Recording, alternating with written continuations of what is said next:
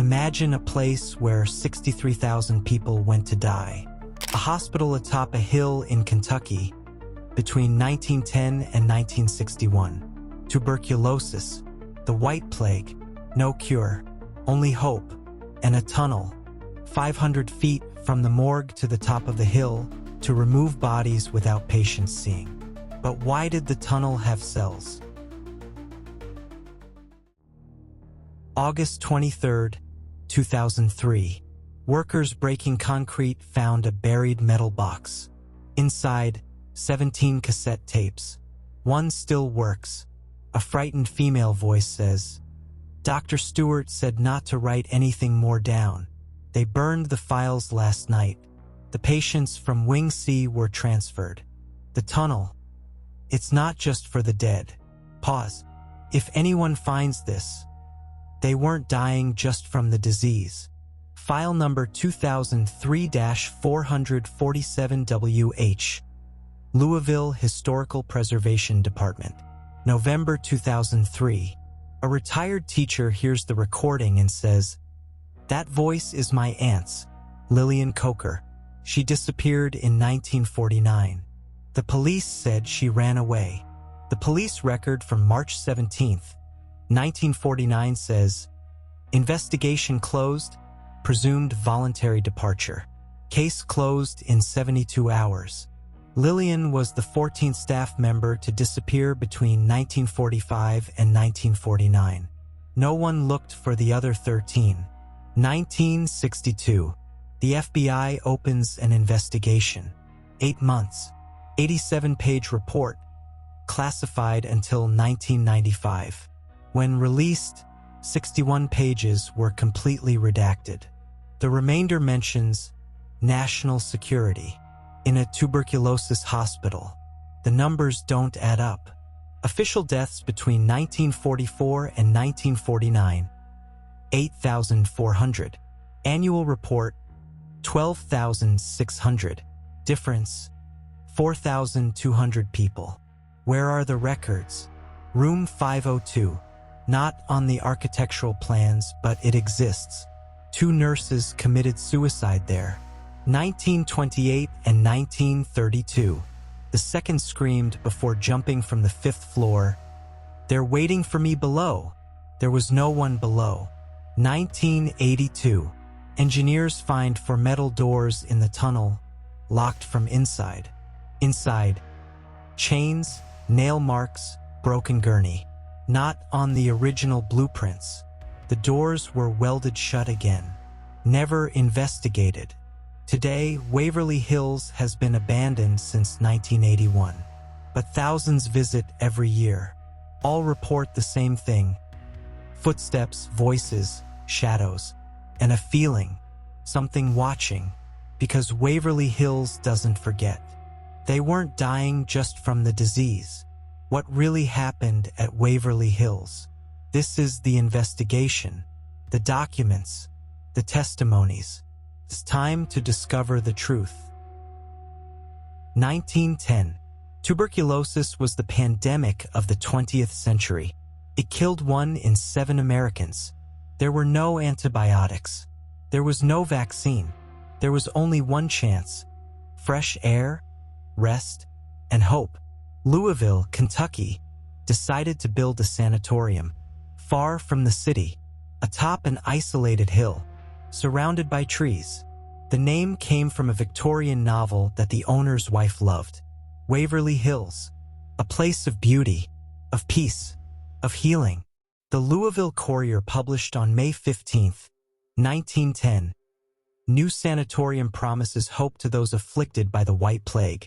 Prime location ensures fresh air and modern treatment. Capacity for 40 patients. 40 patients. It seemed sufficient, but tuberculosis didn't respect plans. In 1916, 6 years after inauguration, the small wooden building already housed 140 patients. All rooms occupied. Corridors transformed into makeshift infirmaries. Gurneys in the hallways. Hope was turning into despair. The medical director, Dr. James Henderson, wrote in a report from December 1916, Demand exceeds our capacity by 300%. We lose an average of 3 patients per week. We need to expand or close our doors. They decided to expand. 1926. They demolished the old building and constructed a concrete colossus. 5 floors, 400 official beds, maximum capacity of 500 patients, modern architecture, rooftop solarium for heliotherapy, equipped surgery room, rooms with wide windows for ventilation, and the tunnel. The tunnel, the death tunnel, as it became known, was 500 feet long. It connected the hospital basement to the top of the hill, where the main road was. The official function? Supply transport. The real function? Discreet removal of bodies. Patients needed hope, not daily funerals. So the dead went down through the tunnel, invisible, silent, as if they had never existed. Martha Wilkins lived at the base of the hill since 1920. In an interview given in 1983, at 86 years old, she said, "I saw the funeral cars going up the road every day, sometimes 2, 3 a day. My mother said not to look, said it was disrespectful. But I looked and counted. In a bad week, it was 10. In a good week, 5. It was never 0. Tuberculosis treatment at Waverly Hills was brutal by necessity. Heliotherapy meant exposing terminal patients to Kentucky's scorching sun for hours. The idea was that ultraviolet rays would kill the bacteria. Sometimes it worked. Often, patients died of heat stroke before tuberculosis had a chance. Surgical pneumothorax was another method. Surgically collapsing the infected lung, forcing it to rest, removing ribs to give more space to the lungs, inserting air-filled balloons into the chest cavity. All experimental, all desperate. Dr. Benjamin Rourke worked as a resident at Waverly between 1928 and 1932. In his memoirs, published posthumously in 1967, he wrote, "Waverly Hills was a place of contradictions. We tried to save lives with methods that seemed more like torture than treatment. We saw patients arrive with hope in their eyes and leave on gurneys through the tunnel. But once in a while, someone improved. Someone went home, and that kept us trying." The Louisville Times published a special article on October 13, 1928, celebrating 2 years of the new building. Waverly Hills establishes itself as a reference in tuberculosis treatment. Recovery rate of 30% considered exceptional by the medical community. Dr. Henderson states, "We are winning the war against the white plague. 30%. It meant 7 out of 10 patients died. But there were whispers. There were always whispers." Thomas Bradley was a medical supplies deliverman. He made deliveries to Waverly 3 times a week between 1927 and 1933. In testimony recorded in the Louisville Museum of History archives in 1991, he said, "The main entrance was beautiful, well-kept gardens, friendly nurses. But when you went inside to unload in the basement, things changed. It was cold, damp.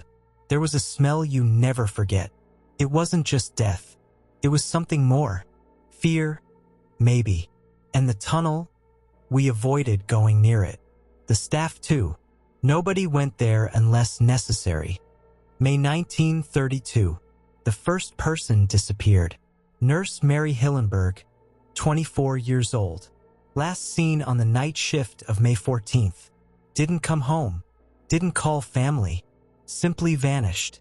Police report number 342. Louisville Police Department.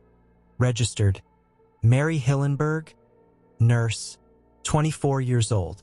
Missing since May 15th, 1932. Family claims she was worried about something at work. Last conversation mentioned patients disappearing from records. Investigation ongoing.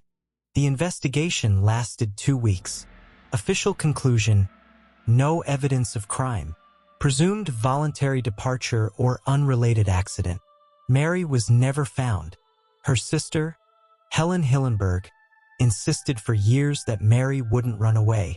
In a letter sent to the Kentucky governor in 1935, archived in the state library, Helen wrote, "My sister wasn't one to run. She was scared. Said there was something wrong on the 5th floor. Said the numbers didn't match. 3 days later, she disappeared. Nobody searches. Nobody cares. The 5th floor. Always the 5th floor. It was where the terminal patients were kept. The lost cases. Those who arrived too late or didn't respond to treatments. The end floor.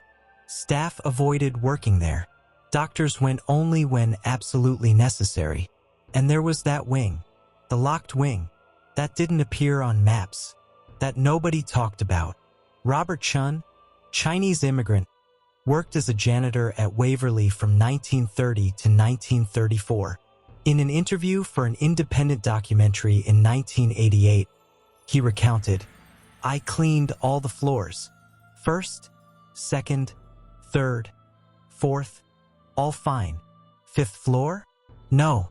Supervisor said, "You don't clean 5th floor." I asked why.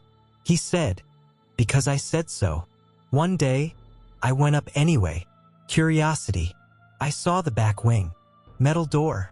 Locked. Sign. Restricted. I heard something on the other side. It wasn't a sick person's cough. It was something else. Never went up again.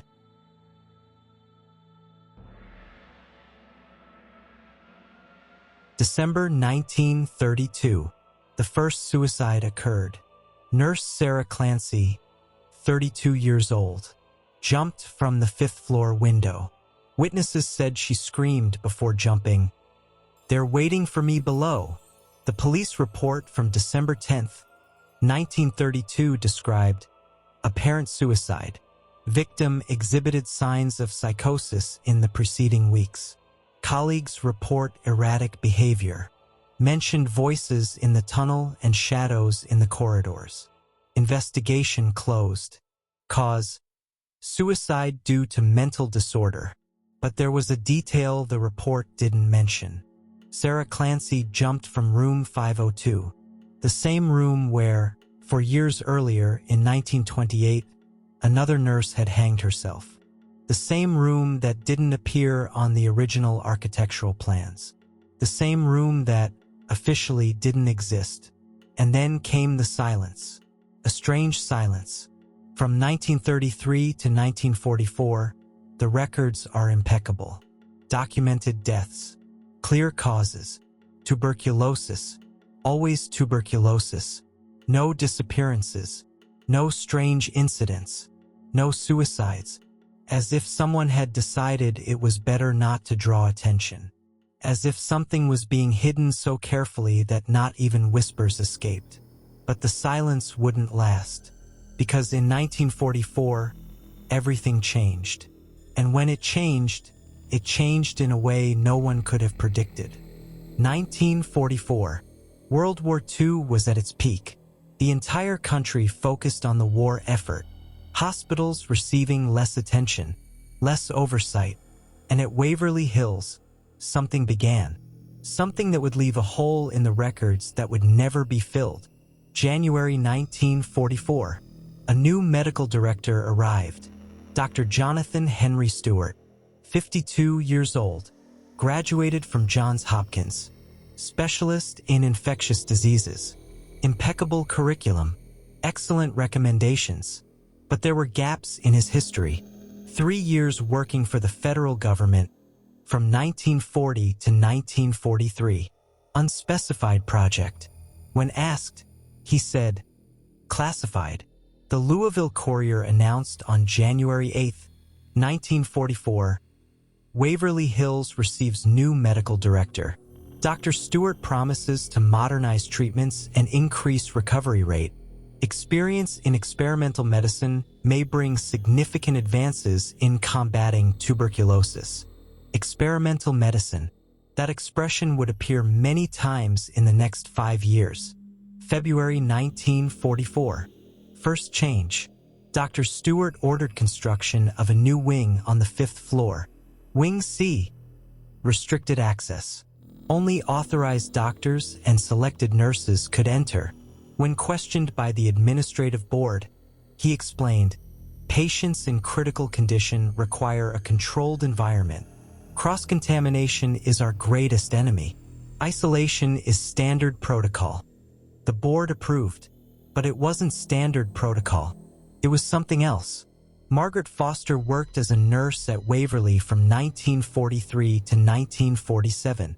In testimony given to the FBI in 1962, partially declassified in 1995, she said, "Wing C was built in 6 weeks.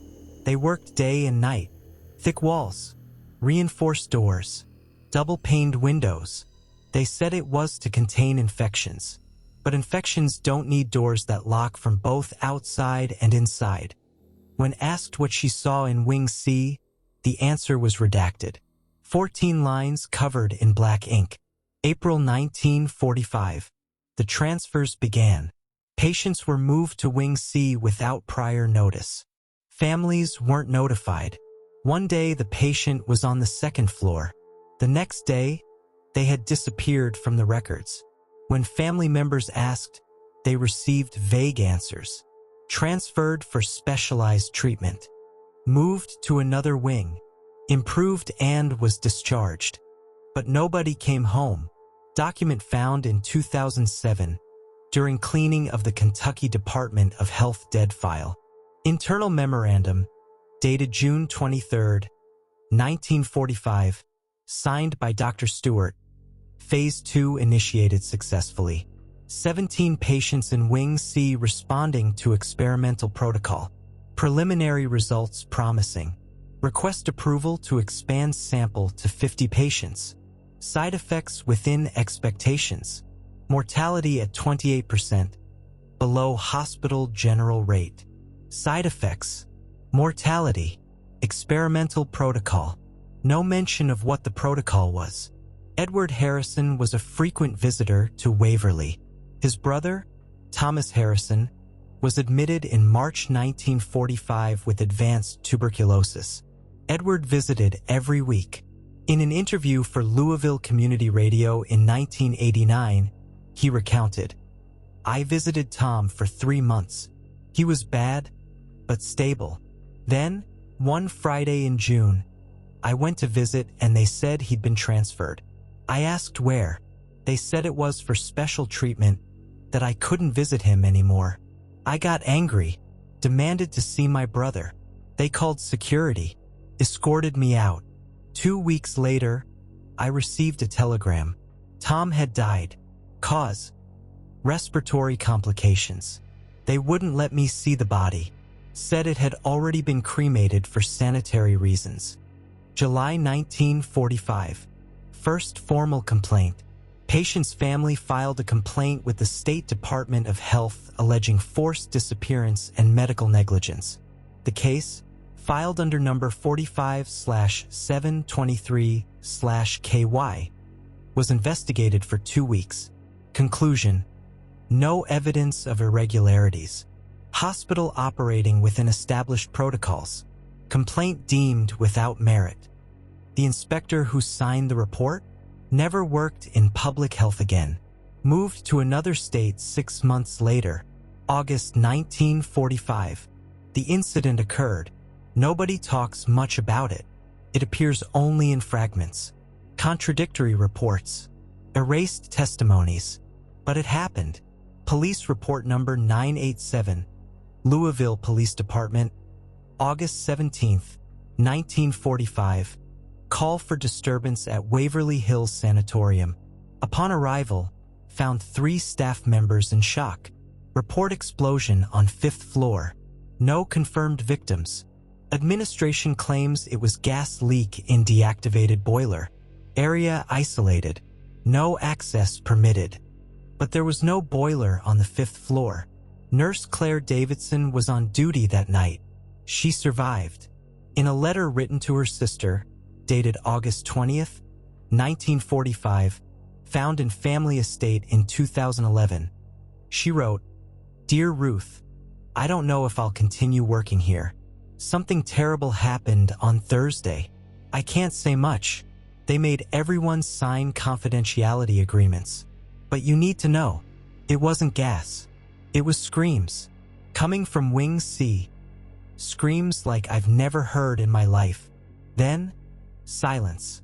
When they opened the doors, there was smoke. And a smell. It wasn't burning.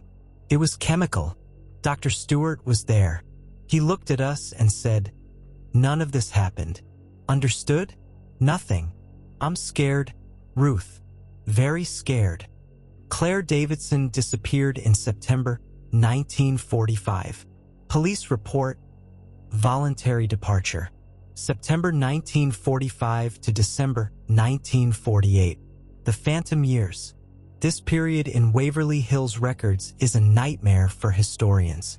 Missing pages, erased entries, burned documents. What remains are shadows, numbers that don't make sense, patients who enter but don't leave, deaths without specified cause, staff who resign without notice, and silence, always silence.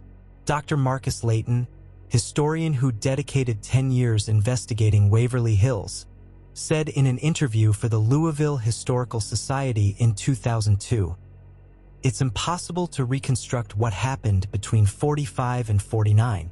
The records were systematically destroyed. It wasn't an accident. It was intentional. Someone didn't want us to know what happened, and they succeeded.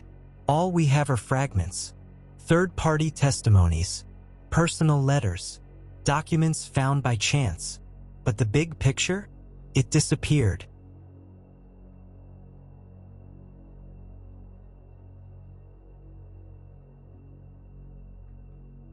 But some fragments are revealing. Internal audit report found in Department of Health archives in 1998, dated March 1947. Anonymous auditor. Request clarification on discrepancies in death records. Official number of deaths in 1946, 1,823. Manual count of archived death certificates, 1,470. Difference, 353. Where are the records of these deaths? Why are there no corresponding certificates? The response, attached to the report. Typographical error in annual report. Correct number is 1,470. Thank you for the verification. But the original number wasn't corrected in state archives. It still reads 1,823. October 1948. Unexpected visit. Military officials. 3 men in uniform. No prior notice. Spent 4 hours at the hospital, mainly on the 5th floor. When they left, they took boxes. Many boxes. Nobody asked what. Nobody had the courage. Janitor Richard Moss saw everything. In oral testimony recorded by his grandson in 2009, shortly before dying, he said, "I was cleaning the 1st floor corridor when they arrived. 3 men, Army uniforms, but no identification. Went straight to the 5th floor with Dr. Stewart. Were there for hours. When they came down, they were carrying file boxes. Many. Put them in a military truck. No markings. Then they went back. More boxes. I saw one open when they were loading. Documents. Photos. Vials with liquid. One of the military men saw I was looking. Looked at me in a way I never forgot. It wasn't a threat. It was worse. It was like, you didn't see anything. Because if you did, you're a problem." December 1948. Wing C was closed. Officially, structural renovation. In reality, nobody knows. But staff who entered there afterward described peeling walls, stains on the floor that no cleaning product could remove, marks on the doors, deep scratches, as if someone had tried to get out, desperately. And then, March 1949, Lillian Coker disappeared, the nurse from the recording, the 14th staff member to vanish, the last to leave evidence, the last to try to tell the truth. Her voice on the tape, found 54 years later. They weren't dying just from the disease. What did she mean? What were they doing in Wingsea? Why did military personnel take the files? Why didn't anyone investigate? And most importantly, how many died? How many disappeared? How many were forgotten? The answers were in the files, and the files were burned. Some places carry memory, not in the poetic sense, in the literal sense, as if the walls absorbed what happened and never let go. Room 502 at Waverly Hills is one of those places, and its history is impossible to ignore. 1928. First death. Nurse whose name was erased from official records. All references say only night shift nurse, 29 years old. But research in local newspapers revealed Amanda Perkins, 5 months pregnant, single, in an era when that meant social shame and guaranteed unemployment. Found hanged from the ceiling light fixture in room 502 on November 16, 1928.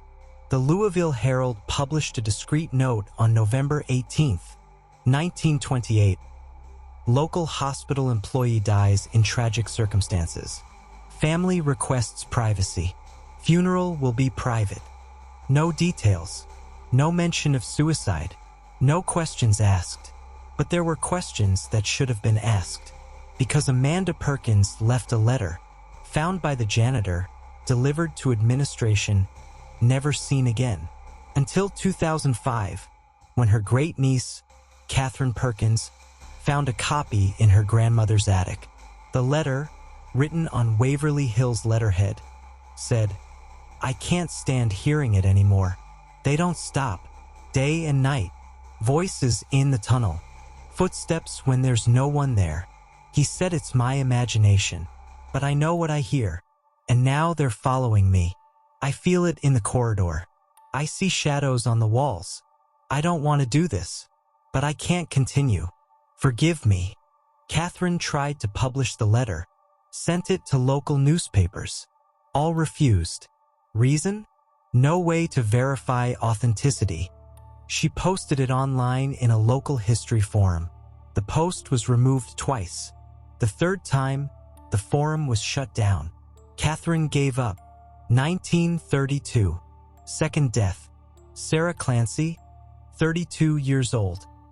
Nurse. Worked at Waverly for 7 years. Exemplary employee. No history of mental problems. Until the last 3 weeks. Colleagues reported drastic changes. She stopped talking, stopped eating, arrived for her shift and stood still, staring at the 5th floor corridor. When someone asked if everything was okay, she didn't respond, just stared, as if she was seeing something no one else could see. December 4th, 1932. Sarah was alone on the 5th floor during the night shift. At 2:40 a.m., a nursing assistant heard a scream, ran to the 5th floor, found the window of room 502 open. Sarah wasn't there.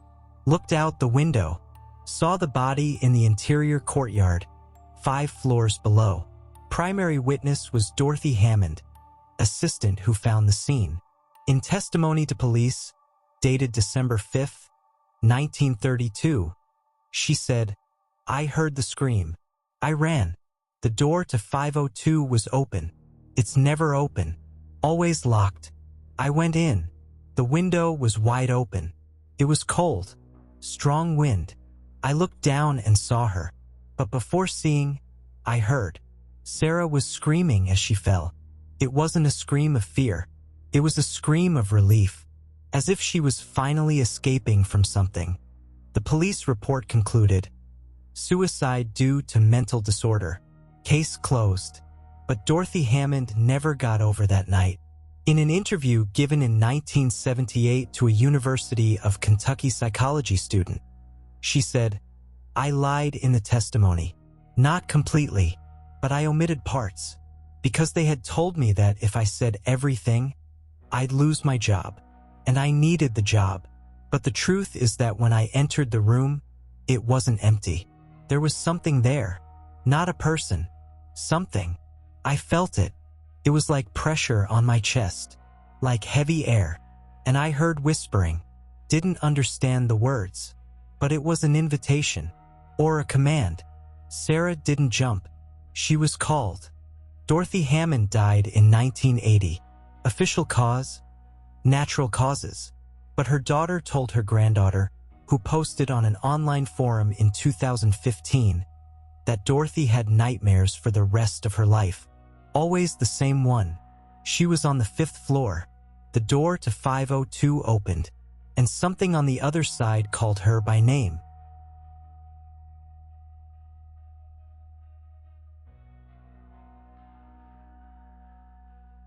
After 1932, room 502 was officially closed.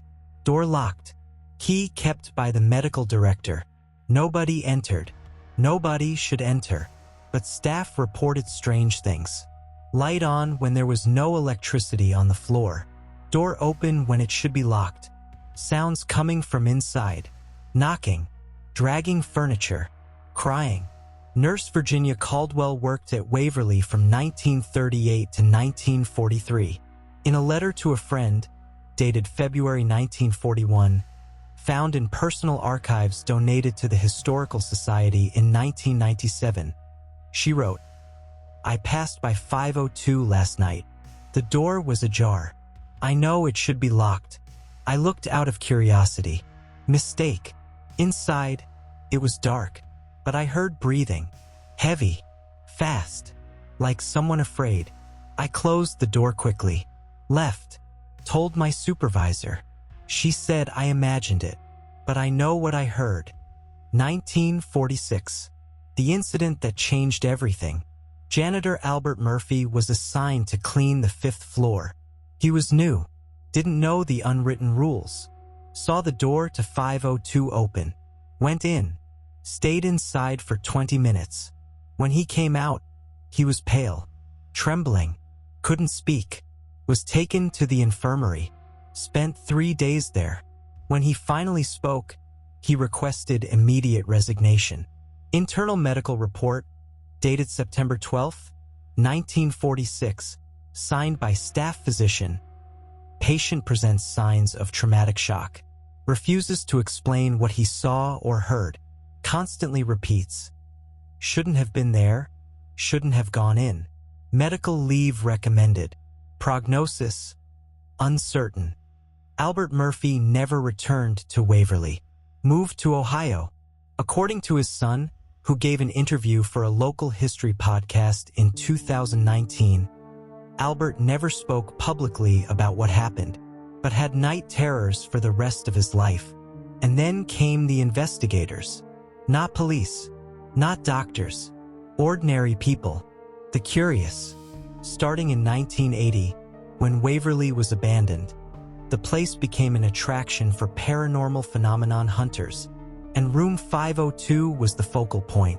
Investigation group Kentucky Ghost Hunters visited Waverly in October 1998. Equipment: audio recorders, infrared cameras, electromagnetic field detectors. Spent 6 hours at the hospital, 4 of them on the 5th floor. The report, published on the group's website in November 1998, before the site went offline in 2001, described, "At 23:42 hours, team entered room 502. Ambient temperature in corridor, 17 degrees Celsius. Temperature inside room, 9 degrees. Unexplainable difference. Recorders captured unidentified sounds. Female voice. Doesn't belong to any team member. Recorded phrase, 'You shouldn't be here.' But the most disturbing was the video. Recorded in infrared. Shows the team entering the room. Shows equipment being installed. And at 18 minutes 13 seconds, shows something moving in the corner. It's not a team member's shadow. There's no light source that explains it. It's a human form. Female. Standing. Watching. One of the investigators turns the camera directly toward the corner. The form disappears. The team leader, Marcus Brennan, was interviewed by community radio in 2000. He said, We investigated dozens of places. Waverly was different. It wasn't scary in a jump scare sense. It was oppressive, like being in a place that doesn't want you there. And 502? That isn't empty. There's something there. I don't know what, but there is. And it's not friendly. 2003. Crucial discovery. During renovation of the hospital, purchased by a couple who planned to transform it into a tourist attraction, they found something behind the wall of room 502. It was hidden during original construction. False space between wall and external structure. Inside, notebook. Old, yellowed pages. Trembling handwriting. The notebook belonged to Nurse Amanda Perkins, the first to die in the room, in 1928. The entries were a personal diary. The last, dated November 15th, 1928, one day before her death, said, "I can't anymore. They're everywhere now. In the tunnel, in the corridors, in the rooms." Dr. Henderson said they're hallucinations caused by stress. But they're not. I see them. Patients who died. They're still here, still walking, still looking. And now they're looking at me, following, whispering, saying I belong to them. That baby belongs too. I can't let this happen. I can't. Forgive me, child. This is mercy. The notebook was cataloged, archived. Document specialists confirmed authenticity of the writing and paper date, compatible with reported period. But nobody wanted to publish it. Reason? We don't want to feed superstition. The notebook is in the private archives of the current owners of Waverly Hills. Access only with special permission. 2008. The last documented incident occurred. Nighttime visitor, part of guided tour, entered room 502. Against the rules, but she wanted a photo. Stayed there 30 seconds. When she left, she was crying. Refused to show the photo. Days later, posted on social media. Never going back to that place. I took a photo. Won't share it. But I saw, in the window, reflection. It wasn't mine. It was hers. The nurse. She's still there. And doesn't want visitors. The photo was never published. The account was deleted. Room 502 remains. Door locked most of the time. Visitors avoid it. Tour guides tell the stories but don't enter. And everyone who's been there, everyone who felt the temperature drop, everyone who heard the whispers, everyone agrees on one thing. That room remembers. And what it remembers doesn't leave anyone in peace.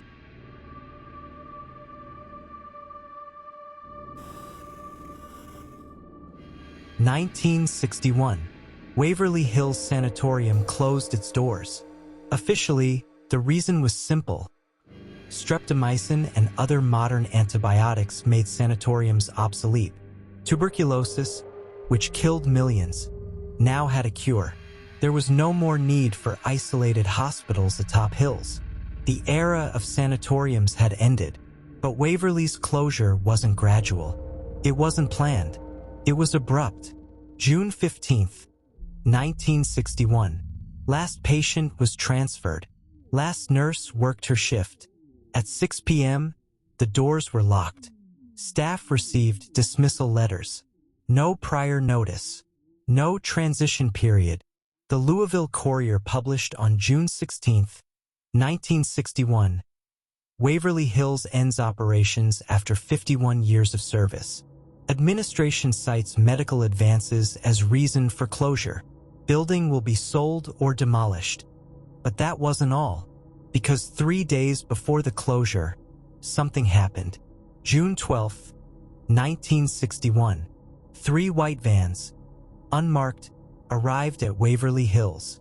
Men in suits, boxes, many boxes, entered the hospital at 7 a.m., left at 9 p.m., took everything. Medical files, patient records, administrative documents. When staff asked what was happening, the answer was curt. Federal order. Don't ask questions. Janitor James Morton was working that day.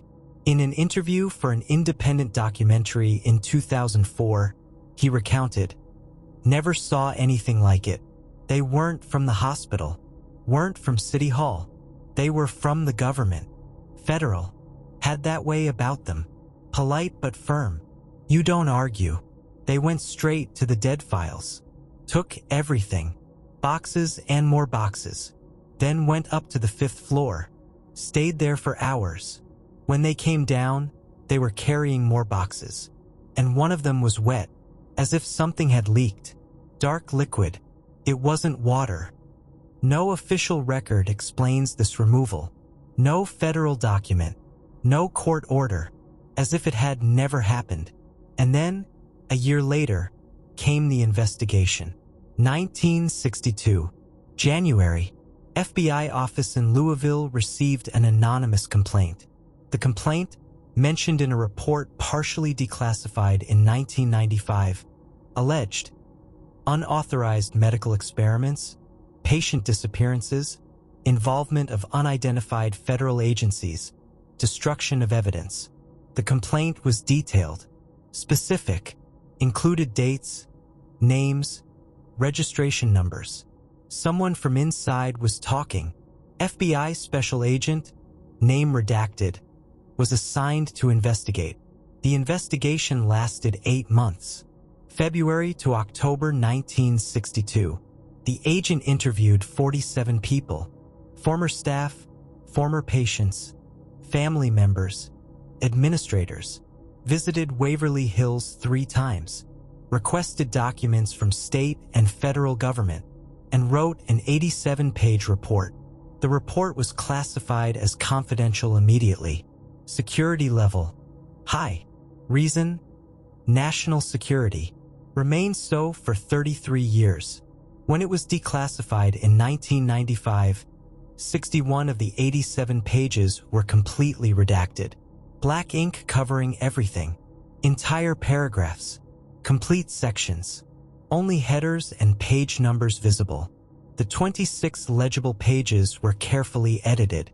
Enough information to exist, but not enough to reveal anything. From what remained, some excerpts are revealing. Page 17. Interviews with former staff confirm presence of restricted wing on 5th floor between 1944 and 1948. Limited access. Purpose. Redacted. Patients transferred to this wing. Redacted. Mortality rate. Redacted.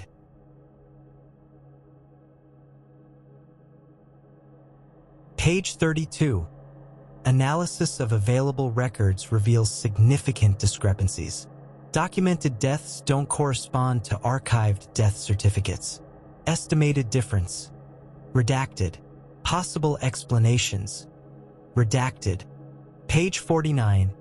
Investigation into removal of documents in June 1961. Responsible agency. Redacted. Authorization. Redacted. Content removed.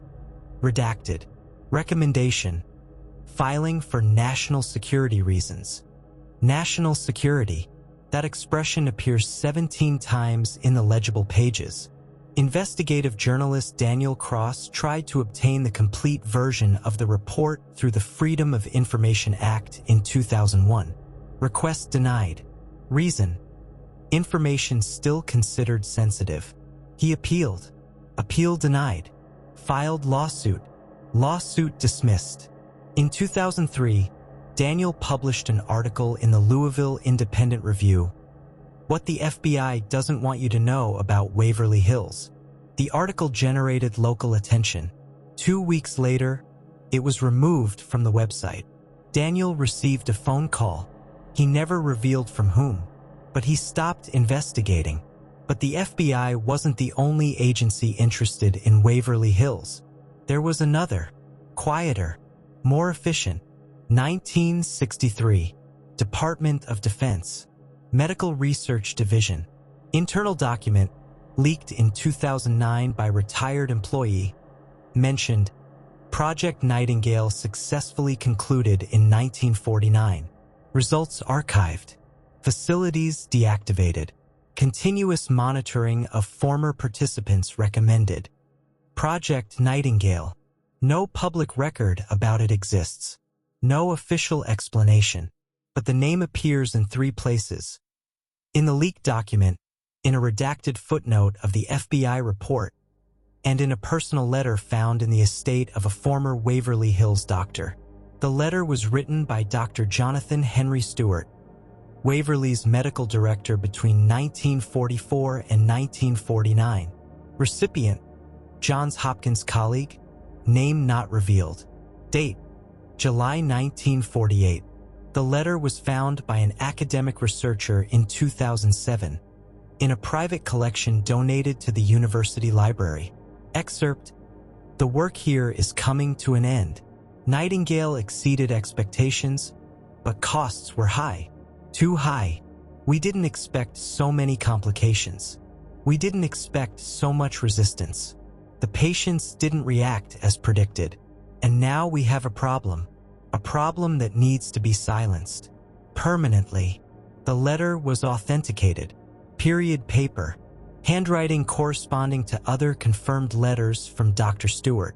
But it was never officially published. The library received a request to remove it from the collection. Origin of request, unspecified. The letter was removed. Current whereabouts, unknown. Dr. Jonathan Henry Stewart died in 1976. Heart attack. He was alone at home. Left no will. Left no diaries. Left no confessions. Took secrets to the grave. Literally, because he was cremated against his family's wishes. Court order. Reason, unspecified biological hazard. But not everyone took secrets to the grave. Some tried to speak. Nurse Margaret Foster, who worked at Waverly from 1943 to 1947, was one of the 47 people interviewed by the FBI in 1962. Her testimony is 14 pages. 13 are redacted. The only partially legible page says, Wing C wasn't for treatment. It was for redacted. They weren't trying to cure. They were trying to redacted. I saw things I can't redacted. Heard things that haunt me to this day. Dr. Stewart said it was for the greater good. That sacrifices were necessary. But they weren't sacrifices. They were redacted. Margaret Foster died in 1988. Natural causes. But before dying, she recorded a video message for her daughter. The daughter, Rachel Foster, mentioned the recording in an interview for a local history podcast in 2017. She said, "My mother never talked about Waverly in life. Never. But she left a tape. Said to watch it after she died. I watched it. It was 20 minutes of her talking about what she saw there. Experiments. Patients used as guinea pigs. Substances injected. Terrible reactions. Hidden deaths. She cried in the recording. Said she should have reported it, but was afraid. Afraid of the government. Afraid of disappearing like the others. When asked if she still had the tape, Rachel said no. It had been stolen. Someone broke into her house in 2018. Didn't take money. Didn't take jewelry. Took the tape. Only the tape. And then there are the theories. Because when facts disappear, theories fill the void. Official theory: Waverly Hills was a tuberculosis hospital. Experimental treatments were common at the time. Mortality rate was high, but expected. Some records were lost due to poor administration. End. Scientific theory: Waverly was a site for testing experimental antibiotics before approval. Federal government was involved to accelerate research during Cold War. Some tests failed. Some patients died. Evidence was concealed to avoid scandal. Conspiracy theory: Waverly Hills was guinea pig for biological warfare program. Project Nightingale was development of pathogenic agents. Terminal patients were used for testing. It failed. Evidence was destroyed. Witnesses silenced. Paranormal theory: something awakened at Waverly Hills. Something that was already there or something that was brought. The experiments opened a door. The dead don't rest. The hospital remembers and continues active. Which theory is correct? Nobody knows, because all evidence was systematically eliminated. Documents burned. Witnesses disappeared. Reports redacted. Investigations filed. And what remains are fragments, whispers, shadows of truth. But there's one thing nobody denies. Something happened at Waverly Hills between 1944 and 1949. Something the federal government doesn't want you to know. Something the FBI classified as national security. Something worth destroying half a century of medical records. The question isn't whether it happened. The question is, what? And that question remains unanswered, buried under tons of black ink in redacted documents, hidden in files nobody can access, guarded by people who will never speak. But the building knows. Waverly Hills knows. And if you listen carefully, maybe it will tell.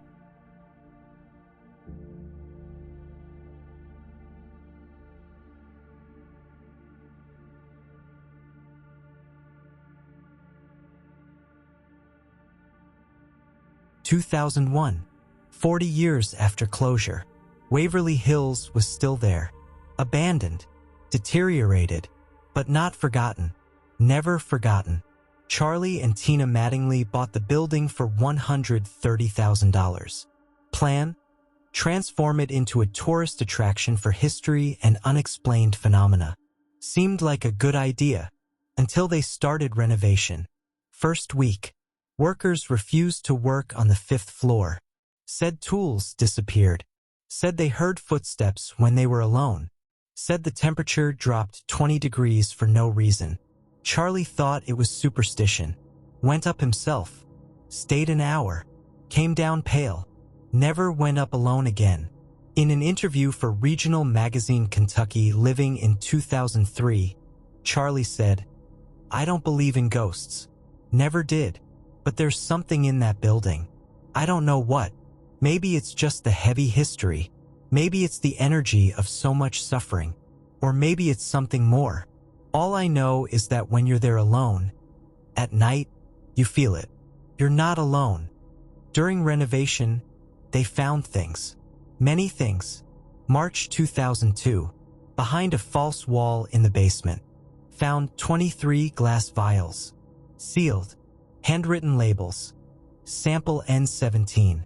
Date: April 47. Project N. And Nightingale.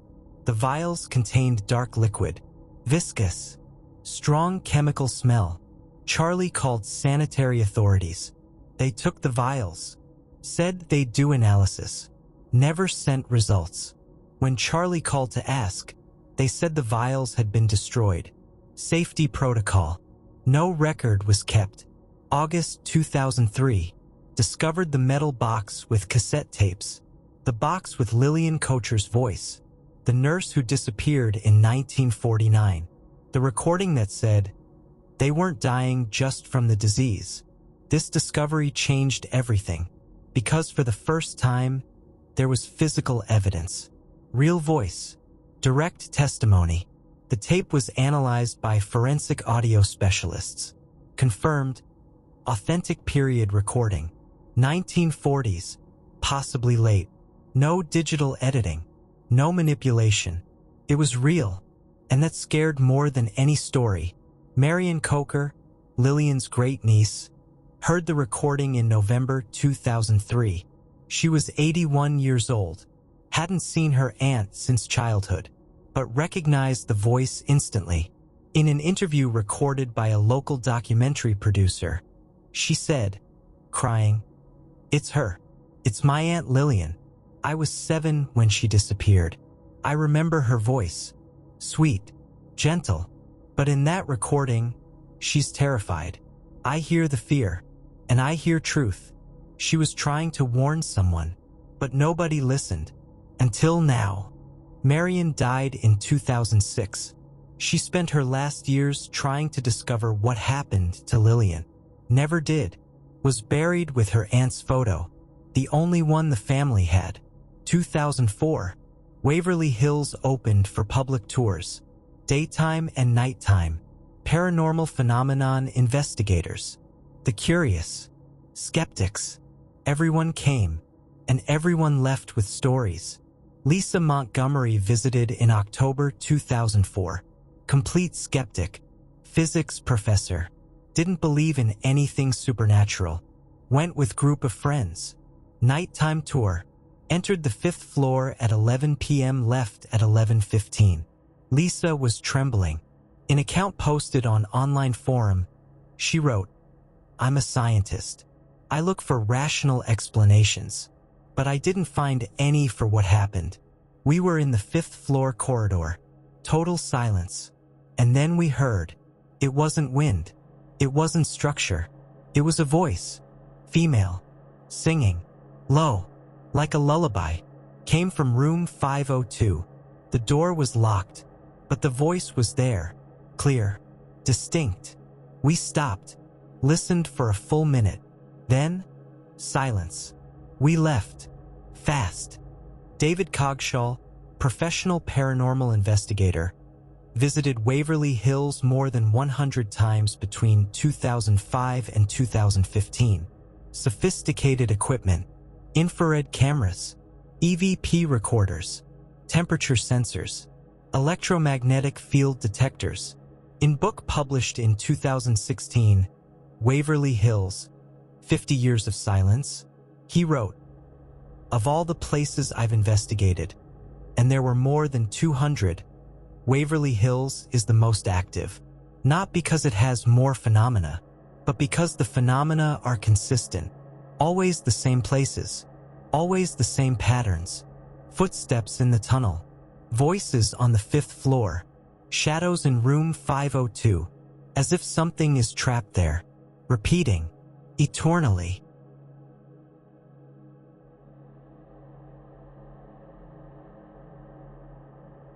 But not all visitors had subtle experiences.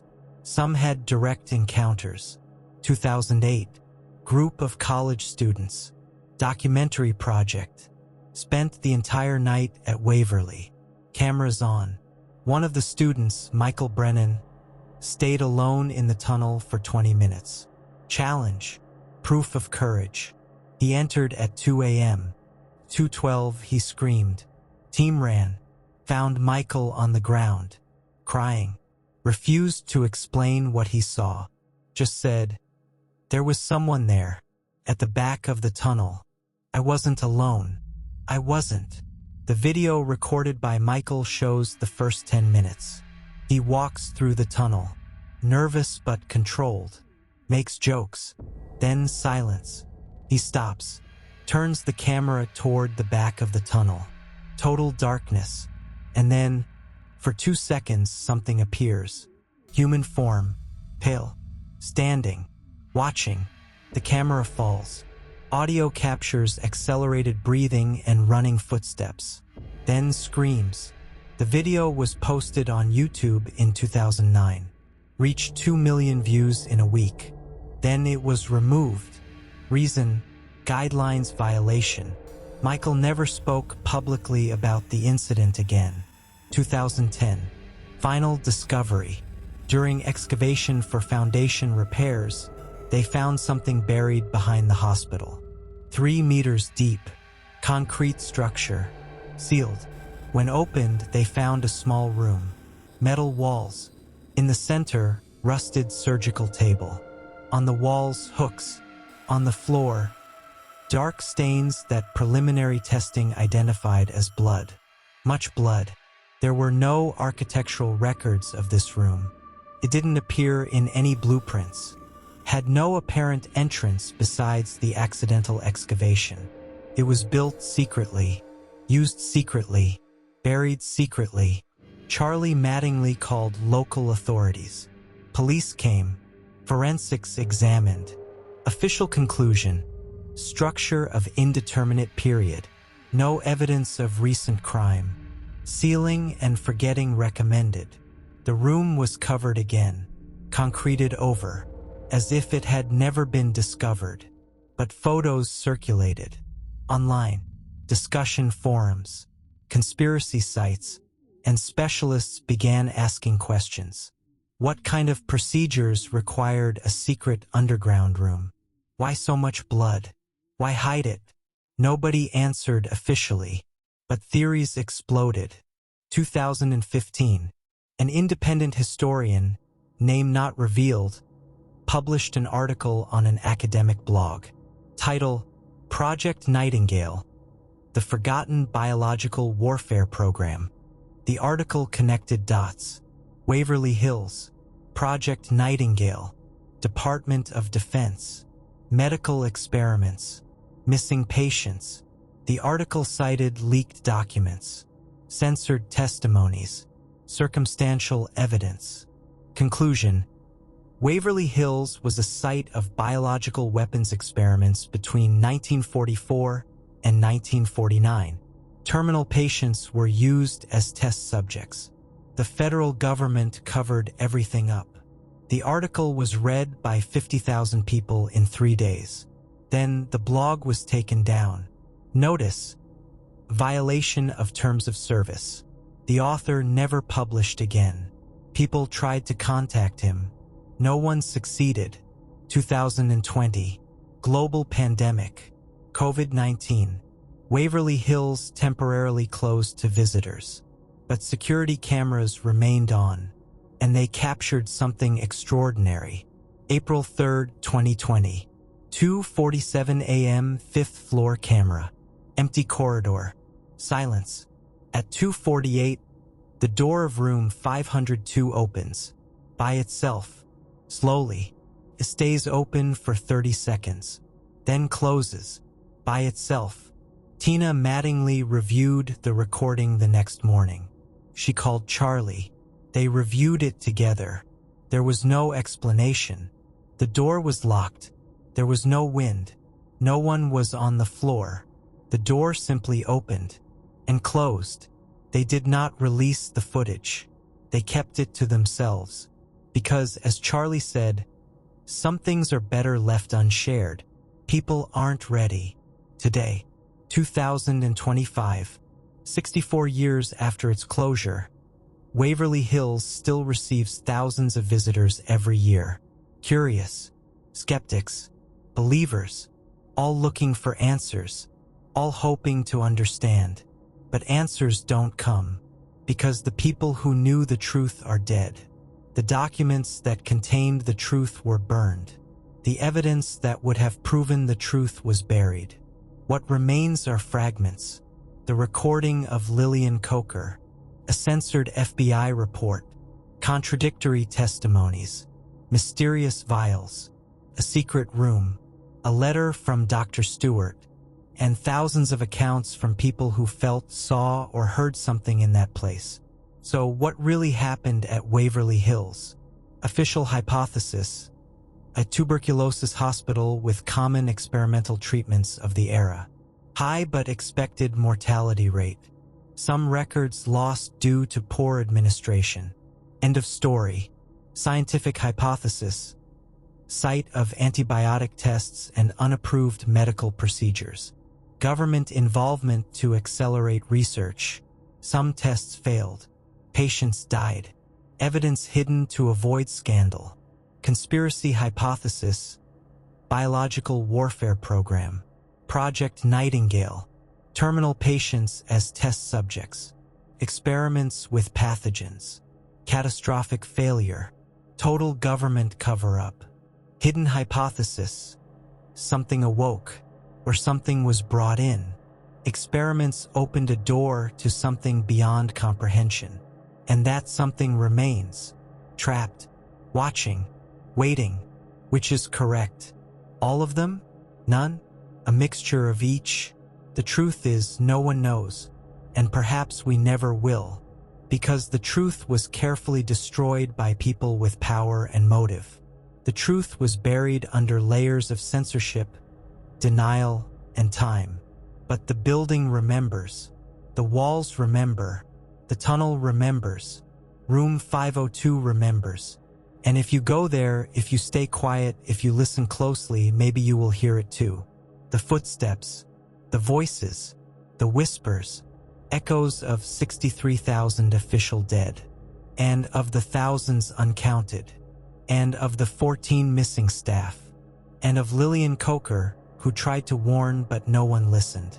Waverly Hills is not just history, it is a warning about what governments do in the name of national security, about what doctors do in the name of science, about what happens when people become experiments, and about how truth can be erased, but never completely, because places remember, and memories don't die.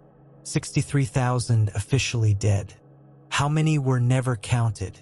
How many disappeared from the records? How many were buried without names? How many still echo through the empty corridors? What happens when the fear of disease becomes greater than the fear of the cure? What happens when ethical boundaries are crossed in the name of progress? What happens when truth becomes too inconvenient to exist?